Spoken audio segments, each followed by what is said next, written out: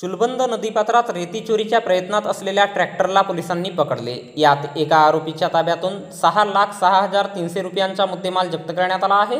या प्रकरणी सदर आरोपीवर पोलीस स्टेशन पालांदूर येथे गुन्हा दाखल करण्यात आला आहे।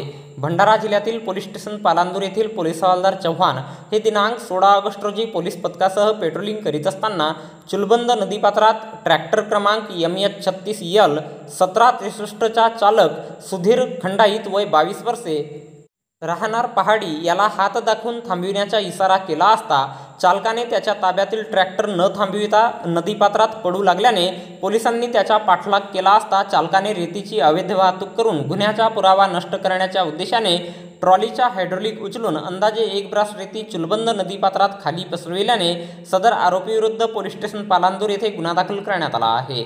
यात आरोपीच्या ताब्यातून ट्रॅक्टर, ट्रॉली, 1 ब्रास रेती, 1 प्लास्टिक घमेला आणि लोखंडी पावडा असा एकूण किंमत 6,06,300 रुपयांचा मुद्देमाल जप्त करण्यात आला आहे।